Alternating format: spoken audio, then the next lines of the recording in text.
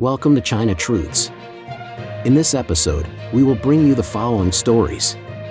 Former Minister of Agriculture and Rural Affairs expelled for bribery. Overseas Chinese holdings 5 tons of gold vanishes. Now, let's dive into the details. It's all covered in today's China Truths. Former Minister of Agriculture and Rural Affairs expelled for bribery.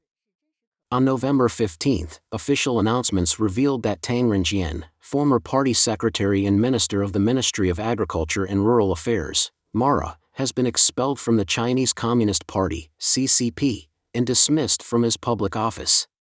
He is also under investigation.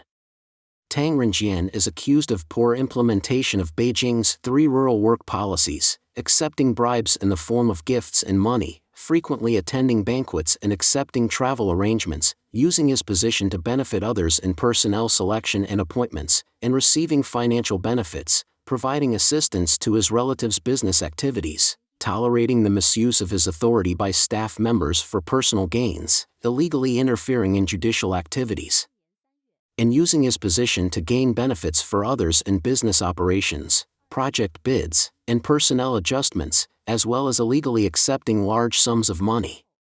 Tang has been expelled from the CCP and removed from his official posts. He has also been stripped of his status as a delegate to the 20th National Party Congress. His suspected criminal activities have been transferred to the judiciary for prosecution. Tang Renjian, aged 62, was publicly removed from office on May 18, 2024. Just 3 days earlier, he had appeared publicly at a National Rural Talent Work Conference in Xianyang, Shaanxi Province. Tang had previously served as Deputy Director of the Central Financial and Economic Leading Group Office, Deputy Director of the Central Rural Work Leading Group Office, and Vice Director of the State Council's Poverty Alleviation and Development Leading Group. In 2014, he was reassigned to Guangxi Province as Vice Governor, and in 2017, he served as Vice Secretary of the Gansu Provincial Party Committee and Governor of Gansu Province. In December 2020, he became the Director of the Central Rural Work Leading Group Office, Party Secretary, and Minister of the Ministry of Agriculture and Rural Affairs. Tang was also a delegate to the 20th National Party Congress and a member of the 20th Party Central Committee. During his time as Minister of Agriculture and Rural Affairs, which lasted less than 2 years, the Ministry of Agriculture and Rural Affairs, MARA, announced in late 2022 that the Agricultural Law Enforcement Program would officially begin on January 1, 2023. Since then, numerous incidents have occurred where agricultural law enforcement officers acted ruthlessly in villages, cutting down trees, seizing livestock and other resources, damaging crops, and pushing for the controversial returning forests to farmland policy, which stirred public resentment.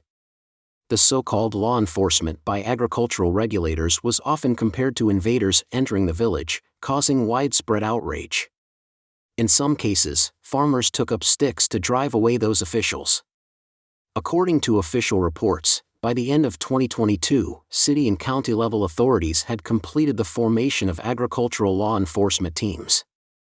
The government has established 2,564 agricultural law enforcement organizations, with more than 82,000 law enforcement personnel in place. Overseas Chinese holdings 5 tons of gold vanishes. The case involving Overseas Chinese Holdings Group Limited, or Overseas Chinese Holdings, and its gold products continues to escalate. The latest news reveals that 3 of the company's executives have secretly fled overseas, leaving behind the mystery of 5 tons of gold. Employees and investors have lost millions of Chinese yuan in funds, not only incurring debts but also potentially losing their entire future livelihoods. On November 9, Changqing Resources announced that its actual controller, Yu Xingyun, was under investigation for suspected fundraising fraud. On November 17, the financial media Stormy, under Phoenix News, reported that 46-year-old Yu Xingyun, who had only taken control of Changqing Resources for less than 2 years, is implicated in the years-long operations of Overseas Chinese Holdings. The company's main businesses include funds, private equity, and asset management, with its most famous financial product being gold leasing. According to internal data provided by employees from September 2, just before the collapse, the unpaid amount totaled over 7 billion Chinese yuan, or about nearly $1 billion US. Among this, over 4 billion yuan was related to the gold leasing business. At the gold price of 700 yuan per gram, this amounts to approximately 5 tons of gold disappearing. Meanwhile, the 3 executives, including Yu Xinyun, have secretly fled overseas. As the scandal has continued to develop over the past 2 months, the mess left by overseas Chinese holdings has fallen on the shoulders of employees and investors. During the period of generally low interest rates in banks, many people invested in overseas Chinese holdings promised 7% to 8% annualized returns, allegedly in partnership with China Gold. Many even took out loans and encouraged family and friends to invest. Some employees directly transferred their wages into the company's investment products, only to find that not only had they become free labor, but they had also incurred debts that might last for the rest of their lives. As the news spread, more and more media outlets reported that the missing Yu Xinyun and Yang Yuxiao had in fact fled the country. Company morale plummeted, and even Yu Jiwei, who had been reachable before, soon disappeared. Many employees had no choice but to remain in their posts, attempting to calm investors.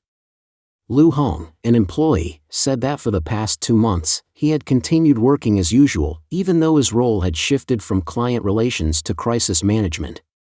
Recently, he had even traveled to other areas to explain the situation and apologize to clients, some of whom were his relatives.